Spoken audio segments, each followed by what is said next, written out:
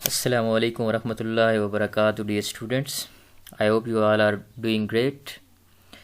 Last lecture के अंदर हमने लॉजिकल कनेक्टिव्स की बात की थी और हमने ये कहा था कि logical connectives are the symbols that are used to connect the two propositions. तो basically they are working as a bridge between two propositions.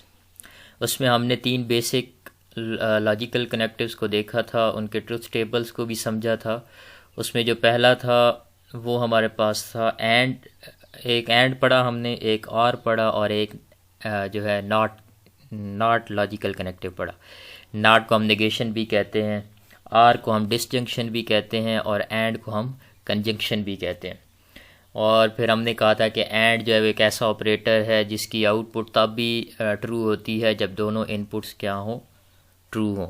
इसके अलावा बाकी तमाम सिनेरियोज़ के अंदर कि जब एक इनपुट ट्रू हो, एक फॉल्स हो या दोनों आउटपुट इनपुट फॉल्स हो, तो इन तीनों केसेस के अंदर क्या होगा कि आपका जो है आउटपुट जो है वो क्या होगी, फॉल्स होगी.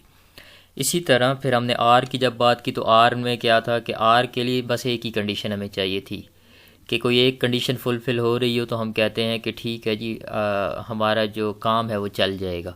यानी कि क्या मतलब कि दो प्रपोजिशंस जो हैं वो भी अगर आ जाएं तो कोई मसला नहीं है हमें, और दो जो इनपुट्स हैं वो भी ट्रू हो जाएं तो हमें कोई मसला नहीं है, तो हमारी आउटपुट जो है वो ट्रू होगी. और इसी तरह जो है अगर एक इनपुट भी ट्रू होती है दूसरी फॉल्स भी हो जाती है तो कोई मसला नहीं है, तो आउटपुट हम उसकी फिर भी क्या आएगी, आर ऑपरेटर के साथ जो है वो क्या आएगी, ट्रू आएगी. फॉल्स कब होगी, सिर्फ और सिर्फ जब दोनों इनपुट्स जो है वो फॉल्स हो जाएंगी. तीसरा हमने बड़ा आसान सा पढ़ा था नॉट ऑपरेटर को. नॉट ऑपरेटर क्या था कि नॉट ऑपरेटर बेसिकली इनपुट को इन्वर्ट कर देता है. यानी कि जैसे कोई बंदा होता है ना, वो हमेशा आपकी उसको आपसे कोई जेलसी है या कुछ भी है तो वो आपकी हर बात की मुखालफत करता है, हर बात पे तनकीद करता है. तो ये जो नॉट ऑपरेटर है इसका भी यही काम है. ये क्या करता है कि जो इनपुट आप देते हैं ये उसको नेगेट कर देता है, उसके उलट कर देता है जब इनपुट ट्रू होगी. और इसकी एक ख़ास बात ये भी है कि एक ही इनपुट होगी और एक ही आउटपुट होगी इसके अंदर. ठीक है, पिछले जो हमने पढ़े हैं दो आर और एंड की जब हमने बात की तो एंड और आर का मतलब क्या था कि दो इनपुट्स थी और एक आउटपुट थी.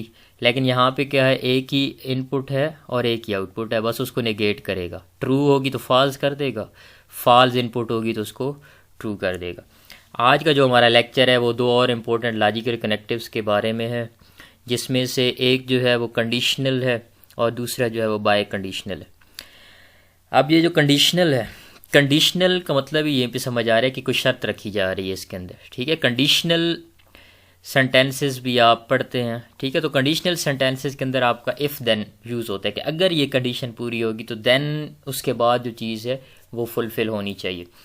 तो ये जो इफ़ वाली होगी ना प्रपोजिशन, इसको हम कहते हैं क्या नाम है, एंटीसीडेंट. ठीक है, और उसके बाद जो आने वाली होती है वो क्या कहलाती है, कॉन्सिक्वेंट कहलाती है.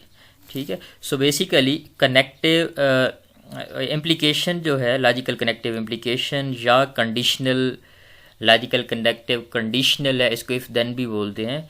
तो ये बेसिकली क्या है, ऑब्वियसली एक लॉजिकल रिलेशनशिप है दो स्टेटमेंट्स के दरमियान, जहाँ पे जो आपकी एंटीसीडेंट होगा, पहली जो यानी इफ़ वाली प्रपोजिशन होगी उसको फॉलो करेगा आपका जो कंसीक्वेंट है. यानी कि इफ़ के बाद, इफ़ वाली स्टेटमेंट के बाद आने वाली जो स्टेटमेंट होगी वो डिपेंडेंट होगी किसके ऊपर, आपकी पहले इफ़ वाली स्टेटमेंट के ऊपर. यानी इफ़ वाली स्टेटमेंट अगर ट्रू है तो इट मीन्स कि फिर इफ़ के बाद वाली जो स्टेटमेंट दूसरी होगी वो भी ट्रू होना लाजमी है, तब भी आपका जो कंडीशनल होगा वो ट्रू होगा. और इस कंडीशनल को हम सिंबल से रिप्रेजेंट करते हैं, एरो से, सिंगल एरो से, सिंगल हेडेड एरो से. और इसको हम लिखते हैं इस तरह से, P इम्प्लाइज Q. अगर आपके पास दो प्रपोजिशंस है P एंड Q, तो उनका जो कंडीशनल होगा वो क्या बनेगा, P implies Q. P implies Q, इसको हम क्या पढ़ते हैं, इम्प्लाइज. ठीक है, सो P इम्प्लाइज Q. अब यहाँ पे एक चीज़ याद रखें कि चलें ठीक है जी, आपकी प्रपोजिशन ट्रू हो गई पहली इफ़ वाली, और ये भी ट्रू होना ज़रूरी है, तो इसके बदले में आपको ज़ाहिर है ट्रू मिलेगा। और अगर ये ट्रू है लेकिन आपको दूसरी कंडीशन ट्रू नहीं मिलती तो ऑब्वियसली ये फॉल्स हो जाएगी, क्योंकि हमने ये बुनियादी इसकी शर्त पड़ी है कि जब भी आपकी पहली जो प्रपोजिशन है इफ़ वाली वो ट्रू होगी तो क्यू का ट्रू होना लाजमी है, ताकि क्या हो, पी इम्प्लाइज क्यू ट्रू हो जाए। अगर आपकी ये पहले वाली कंडीशन जो है ये ट्रू है, पहले वाली कंडीशन अगर ट्रू है तो इसका मतलब है क्यू लाजमी ट्रू होना चाहिए इसको ट्रू बनाने के लिए। तो अब इसके सेकंड केस के अंदर क्या है, पी तो ट्रू है, क्यू फॉल्स है, तो इसका मतलब है ये फॉल्स हो जाएगा। लेकिन अब बड़े मज़े का केस है आगे कि अगर आपका पी फॉल्स हो जाए तो इसको कोई फ़र्क ही नहीं पड़ता कि क्यू ट्रू है या फॉल्स है, बल्कि हमेशा जो है इसकी इम्प्लीकेशन या कंडीशनल जो है वो हमेशा ट्रू होगा। इसको कुछ एग्जांपल्स के थ्रू समझते हैं, आई होप कि आपको इंशाल्लाह समझ आ जाएगी। पहली एग्जांपल हमने देखी है, अब पहली दोनों आसानी से फॉलो हो जाएंगी, वो पहली दो एग्जांपल के अंदर हम देख लेंगे। तो अगली जो एग्जांपल्स होंगी वो इन दो कंडीशंस के बारे में होंगी कि इन कंडीशंस को हमने कैसे समझना है। पहली एग्जांपल है हमारे पास कि जॉन पासिस इफ़, देखें हमने एक स्टेटमेंट या प्रपोजिशन ली है, जॉन पासिस हिज एग्ज़ाम्स, ठीक है, और दूसरी जो है वो John's mother will give him a chocolate bar. तो अब इसके अंदर हमारे पी इम्प्लाइज क्यू क्या बनेगा, यानी जो कंडीशनल सेंटेंस बनेगा वो क्या बनेगा, कंडीशनल जो प्रपोजिशन बनेगी या कंडीशनल जो सेंटेंस बनेगा वो क्या बनेगा कि if John passes his exams, if John passes his exam then his mother will give him a chocolate bar. अब देखें, अगर वो पास हो जाता है तो उसकी मदर जो है उसे ऑब्वियसली चॉकलेट देगी, ये शर्त है जी। अगर वो पास हो गया तो वो क्या होगा, उसकी अम्मी उसको चॉकलेट लाजमी देने वाली है, ठीक है। तो इसका मतलब है पी अगर ट्रू होगा तो क्यू भी ट्रू होगा, तो ये पूरा कंडीशनल सेंटेंस जो है वो ट्रू हो जाएगा। अब दूसरा जो केस है कि अगर पी ट्रू हो जाए, अगर जॉन पास कर जाए एग्ज़ाम को लेकिन उसकी जो मदर है उसको चॉकलेट बार नहीं देती, तो इसका मतलब है ये तो कंडीशनल सेंटेंस गलत हो जाएगा। उसकी अम्मी ने, इसका मतलब है उससे झूठ बोला था, ठीक है। तो इसका मतलब है ये कंडीशनल सेंटेंस जो है वो क्या हो गया, गलत हो गया।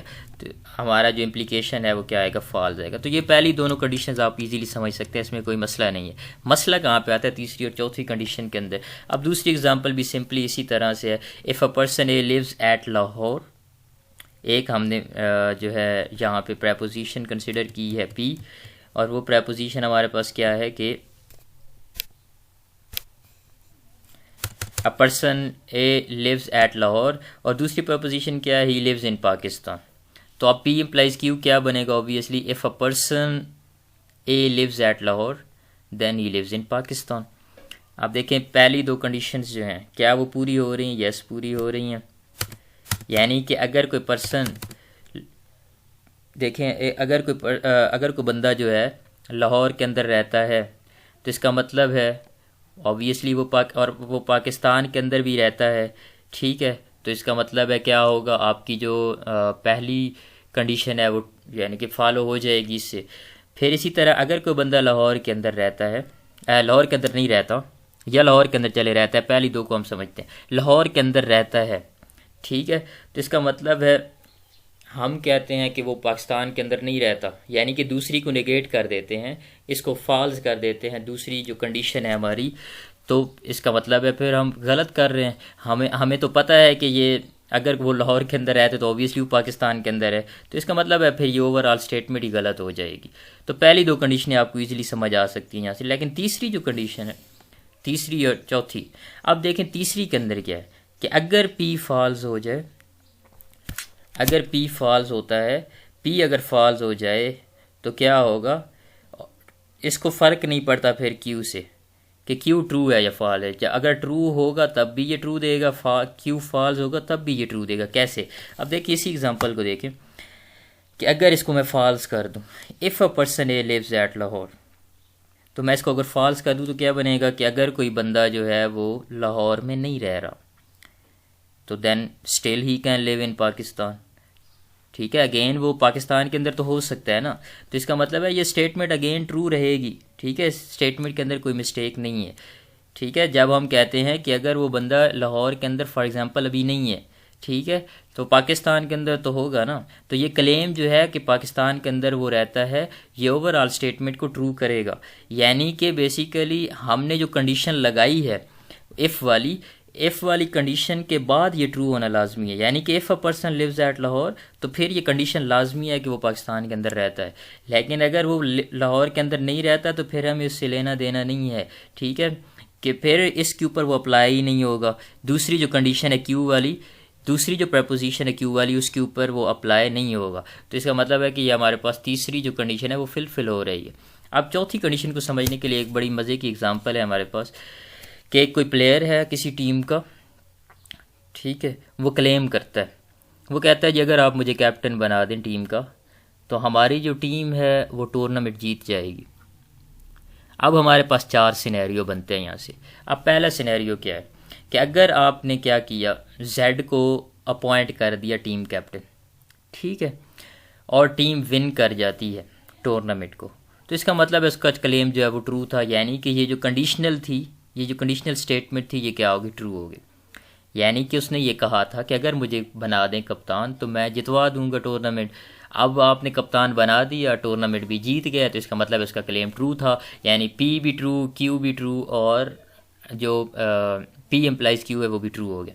So simple case. दूसरा केस क्या है कि Z is appointed captain but the team loses the tournament, तो अब जेड का क्लेम फॉल्स हो गया। ऑब्वियसली उसने क्लेम किया था कि भाई कैप्टन बना दो तो लाजमी हम जीतेंगे, तो अब उसको आपने कैप्टन तो बनाया लेकिन टीम नहीं जीती, तो अब उसका क्लेम गलत हो गया। अब साबित हो गया कि उसने जो क्लेम किया था वो गलत है। तो इसका मतलब है अब पी इम्प्लाइज क्यू, यानी कि ये जो होल कंडीशनल सेंटेंस था ये क्या हो गया, फॉल्स हो गया। अब बार बार मैं यही कह रहा हूँ कि पहली 2 कंडीशंस को समझना आसान है, तीसरी और चौथी को समझना थोड़ा सा मुश्किल है, तो इस पर आपने ज़रा गौर करना है। अब तीसरी के अंदर क्या है कि तीसरा सिनेरियो क्या है कि आपने जो है जेड को कैप्टन नहीं बनाया लेकिन आपकी टीम स्टिल जो है वो टूर्नामेंट वन कर जाती है, ठीक है। तो इसका मतलब क्या हुआ, अब देखें, एक बंदे ने क्लेम किया कि मैं जो है कैप्टन बना दो, मैं टीम को जितवा दूंगा, टीम मेरी जीत जाएगी, लेकिन आपने उसको कैप्टन तो नहीं बनाया, लेकिन टीम आपकी जीत गई है। अब टीम आपकी अगर जीत गई है तो आपने तो उसके क्लेम को चेक ही नहीं किया ना, आपने उसको मौका ही नहीं दिया, तो क्या उसका क्लेम आप कह सकते हैं कि गलत है? नहीं कह सकते। आप कभी भी नहीं कह सकते कि उसका जो क्लेम था वो गलत था। तो उसका क्लेम तब ही गलत होता जब आप उसे कैप्टन बनाते और टीम क्या होती, हार जाती, ठीक है। तो आप देखें टीम तो जीत रही है लेकिन आपने उसको कैप्टन नहीं बनाया, तो उसका क्लेम अब गलत नहीं होगा। क्लेम गलत नहीं हो सकता क्योंकि आपके पास कोई वैलिड ग्राउंड ही नहीं है प्रूव करने के लिए कि उसने क्लेम जो किया था वो गलत है। तो इट मीन्स कि फिर अब यहाँ पे स्टेटमेंट ट्रू ही रहेगी, उसका क्लेम ट्रू ही माना जाएगा, क्योंकि हमने ये बात की थी कि जो प्रपोजिशन होती है वो प्रपोजिशन की हमेशा ट्रुथ वैल्यू होती है। ट्रुथ वैल्यू का क्या मतलब है, या वो ट्रू होगा या फॉल्स होगा, दोनों एट अ टाइम नहीं हो सकता कि ट्रू भी हो और फॉल्स भी हो। तो अभी हमें या तो इसको नलीफाई करना पड़ेगा, फाल्सिफाई करना पड़ेगा। तो फाल्सिफाई अगर नहीं कर रहे, नलीफाई नहीं कर रहे, तो इसका मतलब क्या हुआ कि फिर ये ट्रू होना लाजमी है, तो ये ट्रू होगी ना। यानी कि हम ये कह रहे हैं कि उसका जो क्लेम था वो गलत नहीं है, हमारे पास कोई ग्राउंड ही नहीं है उसको गलत प्रूव करने का। तो अगर उसको उसके क्लेम को गलत प्रूव करने का हमारे पास कोई ग्राउंड नहीं है, तो इसका मतलब है उसका क्लेम ट्रू है। तो इसका मतलब है कि ऑल दो कि हमने उसको कैप्टन नहीं बनाया, यानी कि जो स्टेटमेंट पी थी या प्रपोजिशन पी थी वो ट्रू नहीं थी, लेकिन स्टिल ये जो पी इम्प्लाइज क्यू है ये ट्रू है। पी इम्प्लाइज क्यू क्या है, स्टिल ट्रू है। तो ये अब जो है हमारा जो थर्ड केस है कि अगर पी फॉल्स हो, क्यू ट्रू हो, तो स्टिल क्या रहेगा, पी इम्प्लाइज क्यू ट्रू रहेगा। आई होप कि आपको समझ आ गई होगी। चौथी जो है कंडीशन, चौथा केस क्या बनता है कि ना तो आपने जेड को कैप्टन अपॉइंट किया, ना ही आपकी टीम ने टूर्नामेंट जीता, लेकिन स्टिल जो है उसका क्लेम आपने चेक नहीं किया। उसका जो क्लेम था कि मुझे अगर, तो अब वो तो अब भी कहेगा कि भाई मैंने तो आपको कहा था कि मुझे कैप्टन बना दो, कैप्टन बनाओगे, बनाते तो मैं टीम को जितवा देता। तो आप तो नहीं कह सकते कि आप उसको नलीफाई तो नहीं कर सकते, आप उसको रिजेक्ट नहीं कर सकते उसके इस क्लेम को इस बेस पे कि आपने तो उसको चेक ही नहीं किया, उसको कप्तानी दी ही नहीं। तो जब आपने उसको कप्तानी ही नहीं दी, आपकी टीम जीते या हारे, उसके क्लेम पे कोई फ़र्क नहीं पड़ने वाला। तो इस वजह से यहाँ पे चूँकि दोनों ही फॉल्स थे, यानी कि जेड को ना तो आपने टीम का कप्तान अपॉइंट किया, ना ही जो है आपकी टीम टूर्नामेंट जीती, लेकिन जेड का क्लेम फिर भी ट्रू है। तो कंडीशनल जो था, यानी कि जो कंडीशन हमने लगाई थी कि अगर सर्टन प्लेयर जो क्लेम करता है कि अगर वो टीम कैप्टन जो है वो अपॉइंट होगा तो टीम जीतेगी, वो ट्रू है इस केस के अंदर भी। तो जब अब दो इनपुट्स भी जो हैं बेशक फॉल्स हैं, तो आपकी आउटपुट फिर भी क्या होने वाली है, ट्रू होने वाली। सो इसको अगर हम समराइज़ करें तो बड़ा सिंपल सा है, इसको याद रखना कि ये फॉल्स सिर्फ तब होगी जब आपका P तो ट्रू हो लेकिन Q फॉल्स हो, तो फिर P इम्प्लाइज Q जो है वो फॉल्स होगा। बाकी तीनों केसेस के अंदर क्या होगा, P इम्प्लाइज Q हमेशा ट्रू रहेगा। सो इसको P इम्प्लाइज Q को बस इसी तरह याद रखना है कि P इम्प्लाइज Q, यानी कि जब P ट्रू होगा तो फिर लाजमी वो Q भी ट्रू होना चाहिए। P इम्प्लाइज Q का यही मतलब है कि P एम्प्लाई करेगा Q को, यानी कि P अगर ट्रू होगा तो फिर Q को लाजमी ट्रू होना चाहिए। तो अगर ट्रू नहीं होगा Q तो फिर जो है उस P एम्प्लाइज Q ट्रू नहीं होगा। अदरवाइज़ बाकी तीनों केसेस में जब P, और एक और इसके बारे में बात लाजमी याद रखनी है कि जब भी आपकी इफ़ वाली स्टेटमेंट, यानी कि पहली स्टेटमेंट जो है पहली प्रपोजिशन जो है अगर वो फॉल्स हो जाए तो उसको इससे कोई लेना देना नहीं है कि Q क्या चीज़ है, Q ट्रू है या फॉल्स है, तो वो हमेशा जो कंडीशनल स्टेटमेंट है वो ट्रू मानी जाएगी। ठीक है। सो कंडीशनल स्टेटमेंट सिर्फ तब फॉल्स होती है जब क्या हो, जब आपकी इफ़ वाली स्टेटमेंट ट्रू हो, और यानी कि जिसको हम कहते हैं एंटीसीडेंट, और वो ट्रू हो लेकिन कॉन्सिक्वेंट जो है वो क्या हो, फॉल्स हो जाए, तो फिर क्या होगा, P इम्प्लाइज Q जो है वो फॉल्स होगा। अदरवाइज़ बाकी तमाम केसेस के अंदर क्या होगा, आपका P इम्प्लाइज Q ट्रू रहने वाला है। आई होप कि आपको अच्छे से समझ आ गई होगी। अब ये जो कंडीशनल सेंटेंसेस हैं या जो कंडीशनल लॉजिकल ऑपरेटर है या लॉजिकल कनेक्टिव है, इससे रिलेटेड कुछ और छोटे छोटे जो है हमारे पास कंडीशनल्स आ जाते हैं, उनको भी हम थोड़ा सा डिस्कस करेंगे यहाँ पे। अब देखें, अगर P इम्प्लाइज Q जो है आपके पास कंडीशनल है, P इम्प्लाइज Q अगर कंडीशनल है तो आप इधर से इधर चले जाएं, यानी कि P अगर Q को इम्प्लाई कर रहा है तो Q इम्प्लाइज P का मतलब क्या है कि ये इसका कन्वर्स होगा। क्या होगा, कन्वर्स होगा। P इम्प्लाइज Q तो वापस आएंगे तो क्या होगा, कन्वर्स आ जाएगा, यानी Q इम्प्लाइज P जो है वो क्या करेगा, इसका कन्वर्स कहलाएगा। अब क्या, दो और पॉसिबिलिटीज़ हैं, इन दोनों की निगेशंस करें पहले। अब देखें ना, P इम्प्लाइज Q था, फिर हमने क्या किया, Q इम्प्लाइज P कर दिया। अब क्या करते हैं, इन्हीं दोनों यानी P इम्प्लाइज Q के क्या कर देते हैं, दोनों साइडों पे निगेशन लगा देते हैं। एक ये केस बन जाएगा और फिर वो निगेशंस वाले को उलट कर देंगे तो एक और केस बन जाएगा। So negation P implies negation Q को हम कहेंगे इन्वर्स। क्या कह देंगे, क्योंकि वो इन्वर्ट कर रहा है ना, इन्वर्स का मतलब ये कि उसके उलट होना। तो अब देखें ना, दोनों केसेस को उलट कर रहा है, निगेशन P को भी और निगेशन Q को भी क्या कर रहा है, बिल्कुल इन्वर्स कर रहे हैं। ठीक है, तो इस वजह से हम कहते हैं कि negation P implies negation Q जो है वो P इम्प्लाइज Q का क्या बनेगा, इन्वर्स बनेगा। निगेशन P इम्प्लाइज Q का जो है negation P implies negation Q inverse कहलाएगा। और इसी तरह जब आप इसको उल्टा देंगे तो वो क्या बन जाएगा, कंट्रा पॉजिटिव बन जाएगा। इसके अंदर आपने एक चीज़ याद रखनी है, और वो चीज़ क्या याद रखनी है कि आपके पास जो है ये जो P इम्प्लाइज Q है और negation Q implies negation P, ये आपस में एक दूसरे के साथ रिलेटेड है, यानी कि logically they are equivalent. Logically they are equivalent.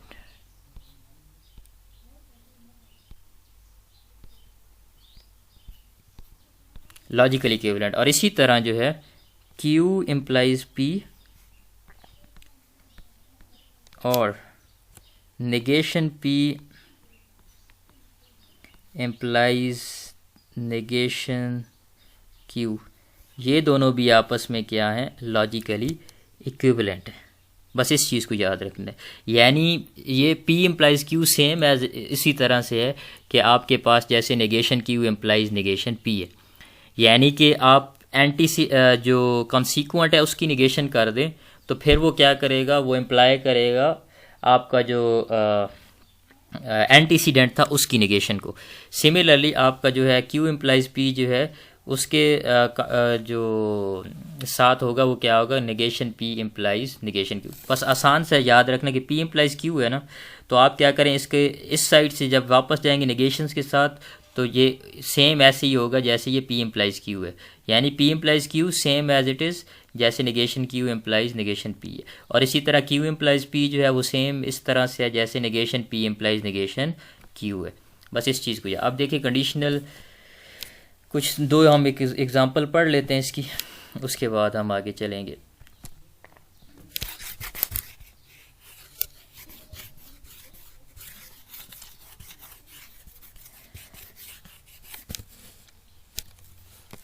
देखिए पहली एग्जांपल क्या है हमारे पास, if a figure is a square then it is a quadrilateral. ये हमारा क्लेम है या ये हमारा कंडीशनल सेंटेंस है।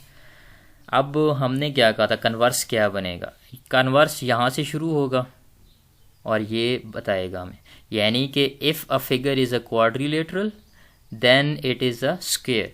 सो if a figure is a quadrilateral then it is a square. उसके बाद इसी तरह इन्वर्स क्या था, इन्वर्स क्या होता है हमारे पास कि आप क्या कर दें, दोनों की निगेशन कर दें। So if a figure is not a square then it is not a quadrilateral, ये बनेगा। और कॉन्ट्रा पॉजिटिव क्या होता है कि आप क्या कर दें, नेगेशन कर दें Q और नेगेशन P। तो नेगेशन Q पहले आएगा, यानी कि if a figure is not a quadrilateral तो फिर क्या होगा, then the figure is not a square. तो बेसिकली देखिए P इम्प्लाइज Q जो होता है, तो कन्वर्स बनाने के लिए हमें क्या करना है, Q को पहले लिखना है और P को बाद में लिख लेना है। इन्वर्स बनाने के लिए क्या करना है, दोनों की निगेशन कर देनी है। और कंट्रा पॉजिटिव बनाने के लिए क्या करना है, इसी को ये जो निगेशन P इम्प्लाइज निगेशन यानी इन्वर्स था उसका भी इन्वर्स ले लेना है, इन्वर्स का भी इन्वर्स ले लेना है। इन्वर्स को जो है ना बेसिकली इन्वर्स का कन्वर्स लेना है, यानी उसको उल्टा देना है। इसी तरह दूसरी जो हमारे पास एग्जांपल है, if the weather is nice I will wash my car.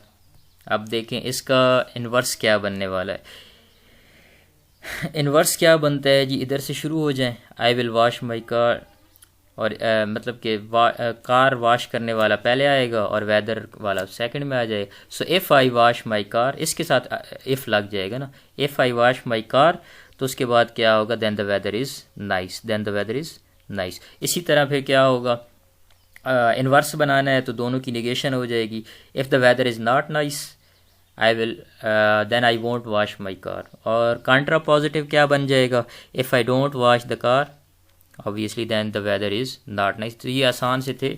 So conditional sentence अगर हो तो उसका कन्वर्स क्या होता है, कन्वर्स में हम क्या करते हैं कि बिल्कुल उसको जो Q वाली स्टेटमेंट है यानी जो बाद वाली एंटीसीडेंट है कंसीक्वेंट है उसको एंटीसीडेंट बना देते हैं और एंटीसीडेंट को क्या बना देते हैं, कंसीक्वेंट बनाते हैं। सिंपल। इन्वर्स के अंदर दोनों की निगेशन कर देते हैं और जो उनका सीक्वेंस है वो चेंज नहीं होता, यानी कि P इम्प्लाइज Q है ना, तो negation P implies negation Q हो जाएगा। और लास्ट वन क्या है, कॉन्ट्रा पॉजिटिव। तो कॉन्ट्रा पॉजिटिव के अंदर हम क्या करते हैं, अगर P इम्प्लाइज Q कंडीशनल है तो कॉन्ट्रा पॉजिटिव क्या बनेगा, negation Q implies negation P। तो ये कुछ एग्जांपल्स थी जो हमने डिस्कस की हैं। ट्रुथ टेबल को भी देख लेते हैं, आसान सा है। देखें अब हमारे पास क्या है, अगर P ट्रू है और Q ट्रू है तो नेगेशन हम देख लेते हैं क्या होंगी, ऑब्वियसली दोनों की फॉल्स हो जाएंगी। नेगेशन क्या करते हैं, उलट कर देते हैं ना। अब P की नेगेशन फॉल्स हो जाएगी, Q की भी नेगेशन फॉल्स। यहाँ पे P ट्रू है, इसकी नेगेशन फॉल्स, Q फॉल्स है तो इसकी नेगेशन ट्रू हो जाएगी। इसी तरह फॉल्स तो इसकी नेगेशन ट्रू, और Q की जो नेगेशन है वो क्या है, ट्रू है, Q ट्रू है तो इसकी नेगेशन फॉल्स हो जाएगी। और इसी तरह आप यहाँ पे दोनों फॉल्स हैं तो दोनों की नेगेशंस क्या हो जाएंगी, ट्रू हो जाएंगी। अब देखिए P implies Q, P implies Q में हमने ये कहा था कि पी एम्प्लाइज क्यू सिर्फ फॉल्स तब होगा जब पी ट्रू होगा और क्यू क्या होगा, फॉल्स होगा। तो इसका मतलब है ये फॉल्स सिर्फ इस केस में होगा, बाकी तीनों केसेस में क्या हो जाएगा, ट्रू हो जाएगा। तो ये था कंडीशनल। अब कंडीशनल जो है कंट्रा पॉजिटिव क्या बनता है इसका, कंट्रा पॉजिटिव के अंदर हमने ये बात की थी कि कंट्रा पॉजिटिव क्या होता है कि आप क्या कर दें, इसकी नेगेशन कर दें क्यू की, तो वो इम्प्लाई कर देगी आपको पी की नेगेशन। तो आप देखें नेगेशन क्यू क्या है आपके पास, फॉल्स है। अब नेगेशन क्यू को आपने पहले देखना है, नेगेशन क्यू अगर फॉल्स, अब इसका केस कौन सा बनता है, कब ये फॉल्स होती है आउटपुट, कि जब आपकी पहली जो इनपुट है वो क्या हो जाए, ट्रू हो जाए और दूसरी इनपुट फॉल्स हो जाए। तो इसकी नेगेशन क्यू को हमने देखना है कि जहाँ पे ये ट्रू है तो ट्रू यहाँ पे है एक और यहाँ पे है एक ट्रू। लेकिन इसके साथ हम क्या देखते हैं कि नेगेशन पी यानी कि दूसरी जो स्टेटमेंट है वो फॉल्स हो, ये ट्रू हो पहली और दूसरी क्या हो जाए, फॉल्स है। तो नेगेशन क्यू जो है वो ट्रू है और नेगेशन पी जो है फॉल्स है।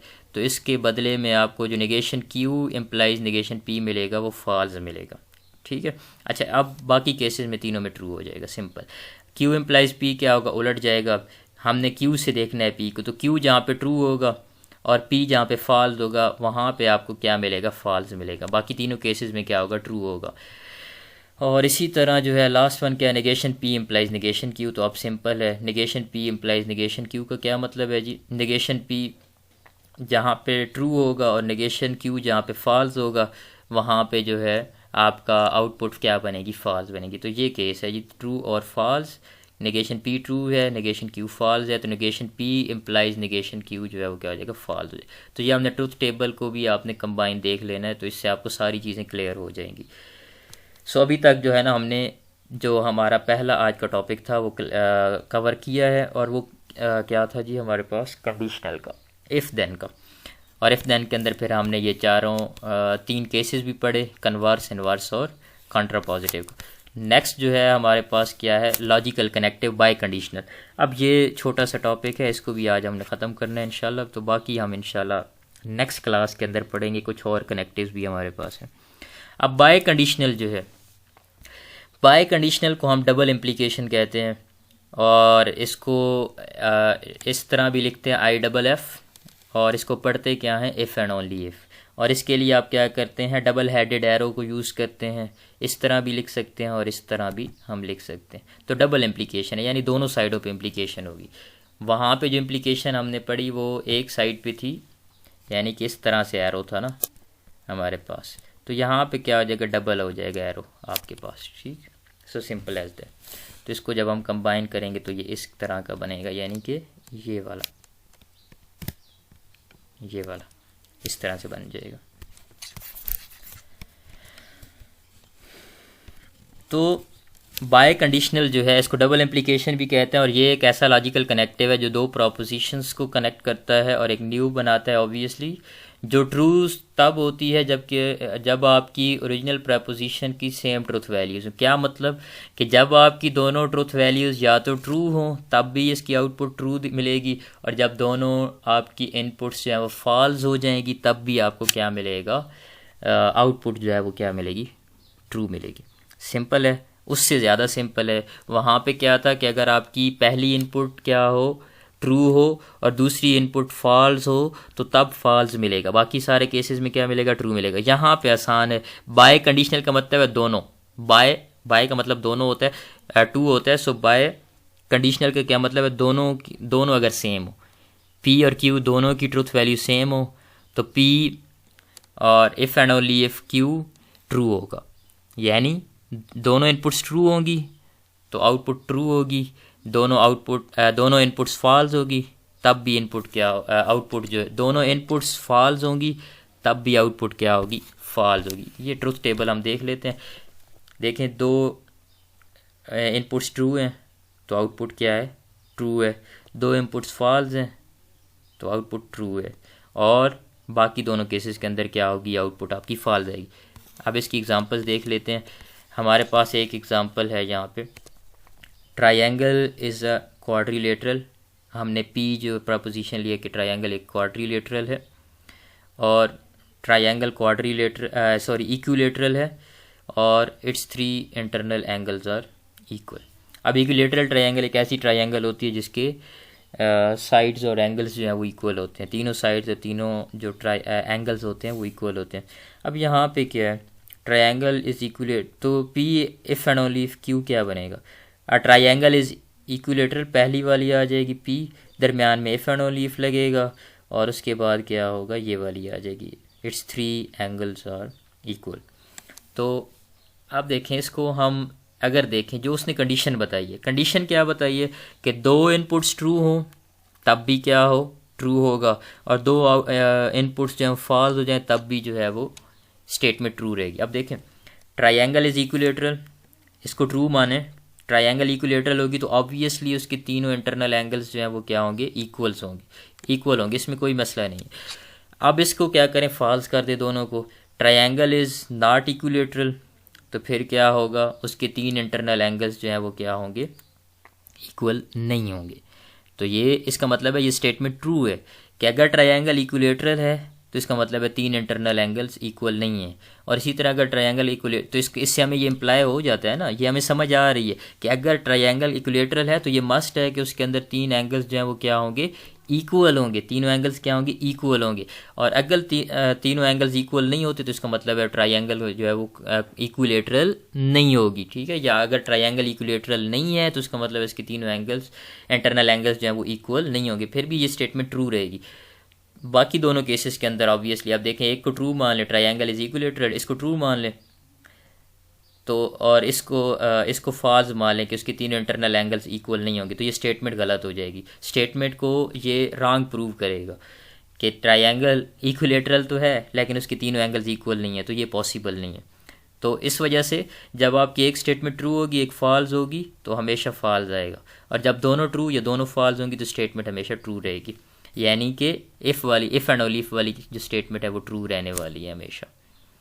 इसके बाद क्या है हमारे पास दूसरी एग्जांपल, आई विल पास, पहली हमने ली है प्रपोजिशन, और दूसरी प्रपोजिशन हमने क्या ली, I study for the exam.